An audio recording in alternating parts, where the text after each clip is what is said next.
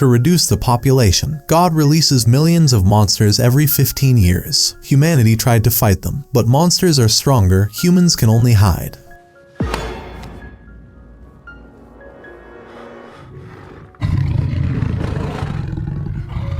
The film recap begins with the story of the so-called first doomsday. Then from the depths of the earth, from ordinary minds, hordes of monsters came pouring out. They killed millions of people, destroyed cities. The real war began with these monsters. They were eventually exterminated. On the site of the former wells, protective devices, gates, which are designed to protect people from repeated intrusions. 15 years have passed. The world could recover a little from this experience. One of those lucky enough to survive is Laura. He works at school. She has a persistent but unsuccessful boyfriend, Milton, with whom she regularly turns down dates. Most likely the reason is a grudge against her ex-husband Dave. He wasn't with Laura during Doomsday and she was pregnant. She had to survive on her own. Dave and Laura have a son, 15-year-old Tyler. He disappears to the skate park with his friends and girlfriend Maddie for the day. In his spare time, he plays computer games and is a negotiator in the difficult relationship between his father and mother, which broke up immediately after birth. Meanwhile, the situation escalates. An eclipse is approaching and this is one of the harbingers of a possible monster invasion. Additionally, seismic activity has increased.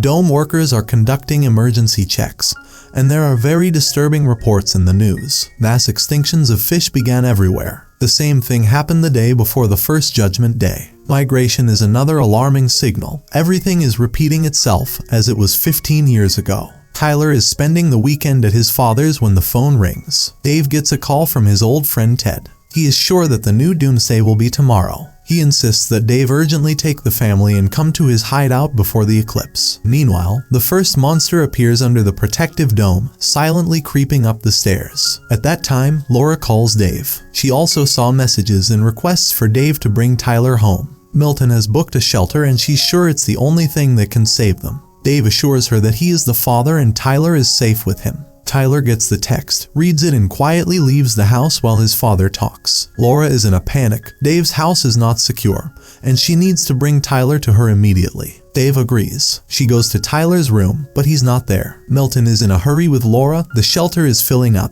He has to hurry. She explains that she can't find Tyler. Milton uses his phone number to find him at the skate park. Tyler really is there with Maddie. She is nervous. Her parents left. She was left alone. She is very scared and asks Tyler not to leave her. Tyler promises that he will never do what his father did, leave Maddie alone. Suddenly there is a bird cry. Huge flocks of birds are flying in one direction. People in the park are running in panic. Everyone leaves town. Dave goes to the park to look for Tyler. He gets stuck in a giant traffic jam and runs to find his son, leaving the car behind. At this time, under the dome, the worker checks the devices. There are some strange rustling noises. A monster appears, rushes in and tears the worker to pieces. Soldiers standing nearby shoot at her, but in vain, ordinary bullets will not hurt her. Tyler and Maddie watch in horror as the panic unfolds. Dave runs in as Tyler explains to his dad that Maddie had nowhere to go and he couldn't leave her. Laura arrives with Milton and takes everyone to the shelter where seats are reserved.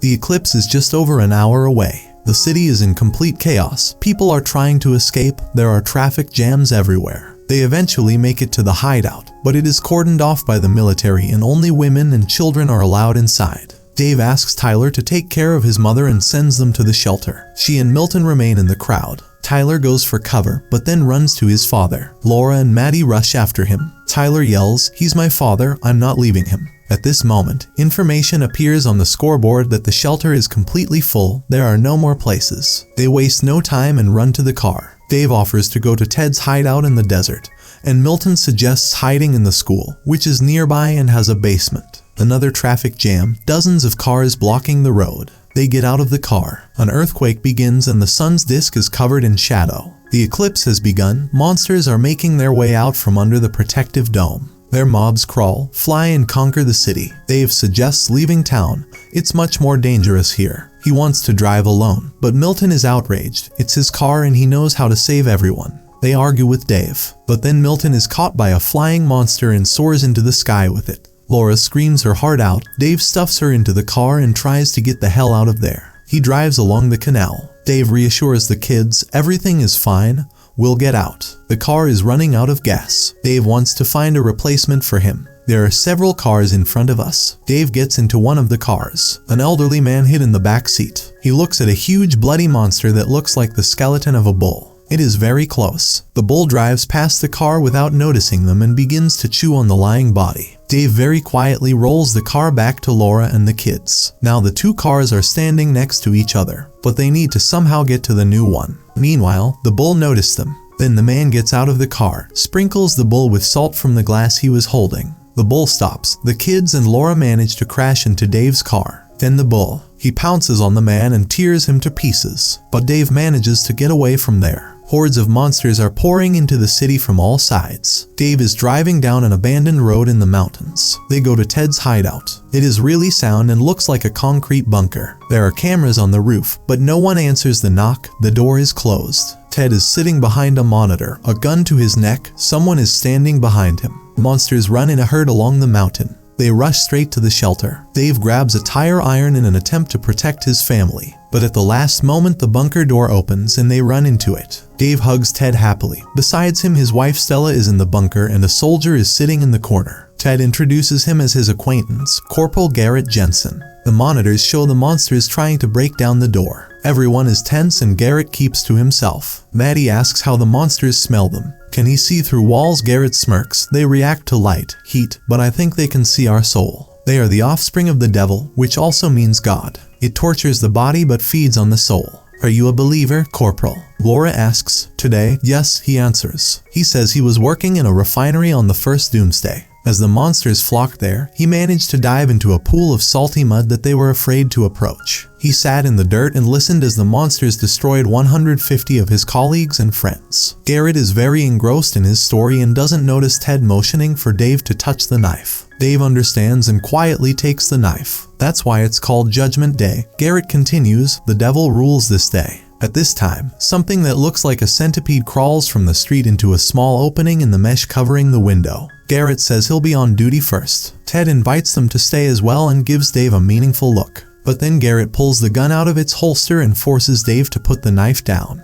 Garrett explains that he was trying to hide and found this shelter. Ty and Stella let him in, even though Ted was against it. He survived the first time and he will survive now, whatever it takes. Tyler lunges at Garrett, trying to take his gun, but Garrett throws him away. Dave comforts the corporal. At this moment, a centipede-like monster rushes out of the wall at Stella. Standing next to her, Ted rips it from his wife's neck and pours salt on it. Dave grabs Garrett's gun and shoots her. More monsters appear, but the humans manage to get rid of them. They tie up Garrett and try to stop Stella's blood. Then Dave sees help coming. Monsters, a huge bull. He understands that they are doomed. They need to get out of the bunker. The bull tries to kick down the door. Ted doesn't want to go out. He says his wife won't survive outside. But Stella asks him to go with everyone. There is an underground passage under the bunker. It leads to the mountains. Garrett talks him into taking him with him. He has a car with a full tank and can drive everyone to the gate. There are bunkers and the creatures got out of there. They won't come back. They don't believe him, but he insists. He was just trying to survive and now it's convenient for him to help them.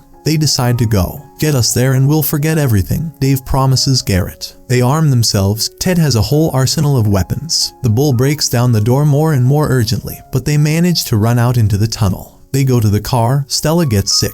Dave and Laura start arguing. She blames him that they could be in the shelter now. Tyler then spots a monster on the side of the road. It's dead. Maddie is getting close to it. Here, the monster's long tentacles protrude from a hole in the ground and twist around her legs, trying to drag her away. Maddie screams wildly. Tyler and Dave rescue her. Garrett offers his help and Dave cuts the ropes on his hands. They go to the top of the mountain. He sees a devastated and burning city. They go down to the car, but it won't start. Monsters appear at the top of the mountain and rush straight towards them. Garrett tries to start the engine, while Stella looks at the crowd of monsters, then at the gun in her husband's hands. She pulls out a gun, gets out of the car. Ted begs her to hand over the gun to him, but Stella turns away and goes to the monsters. She understands that she is doomed. Ted calls her, crying, but Dave puts him in the car. They manage to leave at the last moment. Mobs of monsters rush after them. It picks up a radio signal along the way. They report that almost all shelters could not withstand the onslaught and were destroyed. Laura puts her hand on Dave's shoulder as he strokes her. They come to the gate. It's empty, but the door is open. Garrett says the shelter is in the basement. Heading there, but power needs to be restored. Garrett and Dave, they decide to do it. The others go to find a first aid station. Ted is shot in the back. Dave restores the electricity. Garrett says the gate was prepared for the second invasion. Tons of salt was pumped into them, but the well was too deep. They go to the others and then they hear the roar of the monsters and see a bloody corpse. There are 2 hours left until the end of the eclipse. Garrett offers to hide in the chemical warehouse where the door is impenetrable. Suddenly Garrett is attacked by a monster. Together with Dave they manage to deal with it, but the rest of the monsters run into the noise. Garrett quickly runs through the door and closes it behind him. He gets an injection. His veins are swollen and black. Dave returns to his family and asks Tyler to keep his mother safe while he's gone. He wants to level the playing field and release salt water through the reservoir pipes to keep the monsters out. Laura kisses Dave and tells him to be careful. Dave makes his way through the vent and sees the monster eating its prey. Dave needs to turn off the faucets next to the chewing monster. He manages to open the tap. The water collects in the containers. Dave climbs back, but the monster senses it and lunges after him. Dave fights back, sprinkles salt on it, and the monster crumbles to dust. Meanwhile, the others were already being chased and surrounded by monsters. Tyler fires back. Then Dave's voice comes over the loudspeaker, asking to turn on the fire alarm. The monsters have surrounded them. They are getting closer. Ted tells Tyler, "Protect the family, son," and he goes after monsters with an axe. Several monsters rush at him at once. Tyler fires back. A bloodied Ted tries to fight back. Tyler runs out of ammo, sets off the fire alarm. Streams of salt water fall from all sides. They fall on the monsters and they crumble into bloody dust and howl in pain. They are rescued, but Ted is dead. The eclipse ends. All the monsters go back through the gate. The kids and Laura run out into an area. Garrett is standing there with a gun. They shoot Tyler. "It's not our world anymore. He won't survive anyway. God is off," he says and aims again. Laura tries to cover her son with her body. Dave runs up and hits Garrett in the head with a fire extinguisher. Garrett falls to the floor. Dave lunges at Tyler and Laura. Here, a huge monster will appear from below. He pounces on Garrett, who is closer to it, and slowly swallows him whole.